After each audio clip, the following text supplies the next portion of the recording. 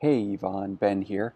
So I'm going to review your phase one nutrition plan and where we're starting. So I've got some numbers for you to start with. Now, I don't care so much about the numbers, but it's more helpful for me as we're moving forward to kind of have these down just so I can see how things are adding up so that when we make some, you know, uh, when we remeasure, make sure you're making progress. If you're not making progress, we can make some strategic changes just in terms of some of these numbers. So starting you around 1,500 calories, about 100 grams of protein, 100 grams of carbs, 75 grams of fat. Um, and so what I've got set up for you basically is, oops, I see I have meal 1, 3, 4, 5. It should be meal 1, 2, 3, 4. I'll change that when I send it over to you. But so your meal one is your typical breakfast, and you've been doing a good job with everything. So I didn't have to do a whole heck of a lot here, at least initially. Um, but I think getting some more structure down will be really helpful for you. In addition to just kind of logging your foods consistently, in addition to in MyFitnessPal, you can kind of see I programmed these numbers in. And so you can see how these numbers are adding up on a daily basis, and that will help create more awareness, kind of keep you a little more accountable. Okay, so most of these meals are pretty comparable in terms of one serving of protein. It's about 25 grams of protein, and when you scroll down, I've got my food options chart here. So here's all your protein sources, whatever lean protein source we're talking about, whether it's like mahi or steak or chicken breast or whatever. Egg whites count, low-fat cottage cheese or Greek yogurt, and the amounts. So 8 ounces of low-fat cottage cheese is about 25 grams of protein. 4 ounces of a lean protein, or about the size of the palm of your hand, is about 4 ounces of protein. Okay, and then we've got unlimited veggies, and I have a couple of these X'd off, and I'll tell you why in just a couple minutes. Your healthy fat sources, so like when you go for lunch and you get a big salad, we've got at least one serving of fat at each of your meals. At your at your breakfast, I have 2 servings of fat, and what that looks like is, let's say you have 2 whole eggs. Well, one serving would come from the egg yolks, and then maybe another serving is coming from whether you cook the eggs in butter, or maybe if you're having bacon with breakfast, then that's going to contribute to your fat intake. In this particular example, I've got 1 whole egg mixed with half a cup of egg whites, scrambled up with spinach, in a little bit of a coconut oil or an olive oil spray, just to kind of minimize the fat there. And then you can have more fat in whether you have bacon or chicken sausage. Plus a cup of fruit would be your half serving of carbs. So that would be about 20 grams of carbs. So when you scroll down, you can say, okay, here's all my carb sources: quinoa, potatoes, oatmeal, rice, pasta.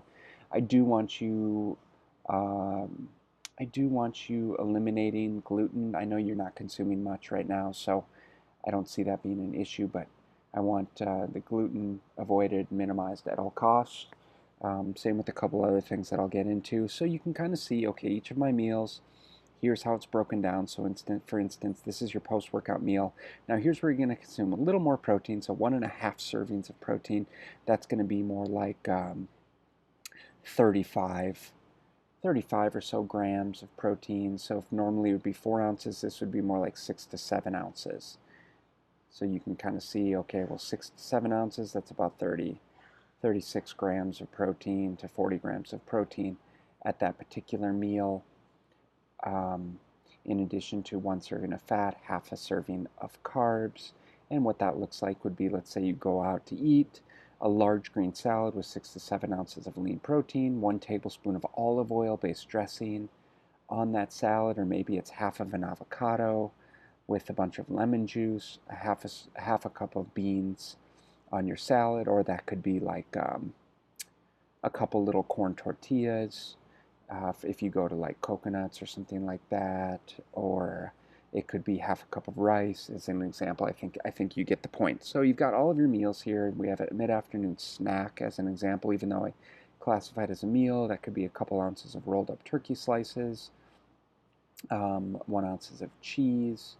Uh, uh, we want to try and include veggies at each of your meals, maybe a quarter cup of hummus, something like that. And you can use MyFitnessPal to kind of see how those are adding up.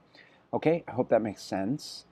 I am recommending the Complete Essentials to be used in and around your workout. Now, full disclosure, the Complete Essentials is a supplement that I formulated through my company, BSL Nutrition. It's an all-in-one workout powder, and it's got essential amino acids, which are basically the building blocks of protein. It's got L-carnitine, which helps with fat burning. It's got citrulline, which helps with blood flow and energy during your workouts. It's going to help with your work capacity so that you can do more work in less amount of time. It's going to help with muscle soreness and muscle recovery. And we're just getting really good feedback about the product. And I think it's something that would fit in really well with you specifically. The fact that the time of day that you train and that you don't take in a post-workout shake. Not that you need to, but I think it's something that is a really good stepping stone for where you're at in your journey. That's going to cover a lot of different bases, and that's kind of why I put it together and call it an all-in-one, is because it's like 3 or 4 products in one. Okay, and then in regards to the nutrition, I want you minimizing what's called brassica vegetables. These are goitrogenic vegetables. These are vegetables that can have um, a thyroid effect. They can affect thyroid output, and these are cabbage, turnips, kale, rutabaga, watercress, Brussels sprouts, cauliflower, broccoli, and kohlrabi. It's like a broccoli type veggie. Not that they need to be 100% eliminated. I know like cabbage is something that you would get a lot at when you go to like your coconuts restaurant, but I do think that it would be worth it. These are things that you're consuming a lot of. It would be worth replacing them with some of these other veggies on the list. Specifically like some fermented vegetables, sauerkraut, kimchi, um, and I know I said cabbage, but if it's fermented cabbage, it's kind of a different animal in terms of helping improve gut health, things like that. So I would consider that. I said also eliminate gluten and soy. Soy is a big one that needs to be. I know I didn't see much consumption, but just stay the heck away from soy. And then minimizing dairy intake again, as I didn't see a lot of dairy. I'd also, and I really, I normally do not recommend, like, I'm not normally restrictive like this.